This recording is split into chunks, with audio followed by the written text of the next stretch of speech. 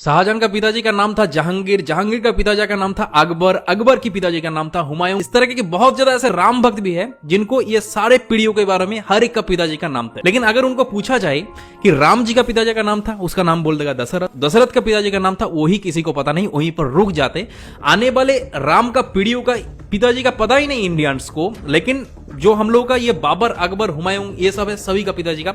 एक के बाद एक पूरा एकदम 7 पीढ़ियों तक नाम एक के बाद एक बोल देगा। तो दरअसल आज की इस वीडियो के अंदर आप लोगों को राम जी का पूरा पीढ़ियों के बारे में कि कहां से राम जी आए थे, वीडियो को इतना ज्यादा लोगों के साथ शेयर करो ताकि हर एक इंडियंस को ये राम जी का पूरा पीढ़ियों के बारे में पूरा पता चले। तो प्रभु श्री राम जी का पिताजी का नाम था दशरथ, दशरथ के पिताजी का नाम था अज, अज के पिता का नाम था नाभाग, नाभाग के पिता का नाम था ययाति, ययाति के पिता का नाम था नहुष, नहुष के पिता का नाम था अम्बरीशी, अम्बरीशी पिता का नाम था प्रशुशुक, प्रशुशुक के पिता का नाम था मरु, मरु के पिता का नाम था सिग्रग, सिग्रग के पिता का नाम था अग्निवर्ण, अग्निवर्ण के पिता का नाम था सुदर्शन, सुदर्शन के पिता का नाम था संखन, संखन के पिता का नाम था प्रबद, प्रबद के पिता का नाम था अंजुमन, अंजुमन के पिता का नाम था दिलीप, दिलीप के पिता का नाम था भागीरथ। और ये वही भागीरथ है जो गंगा को पृथ्वी पर ले आई, जिसको आप लोग भागीरथ के नाम से भी जाना जाता है। राजा भागीरथ के पिता का नाम था कुकुस्त, कुकुस्त के पिता का नाम था रघु, और ये रघु वही राजा है जिनकी नाम पर ये रघुकुल पड़ा है। ये बहुत ही पराक्रमी और तेजस्वी राजा थे। आज भी कहा जाता है कि रघुकुल रीत सदा चली, प्राण जाई पर बचन न जाए। तो राजा रघु के पिता का नाम था राजा असमंज, राजा असमंज के पिता का नाम था राजा सगर, राजा सगर के पिता का नाम था राजा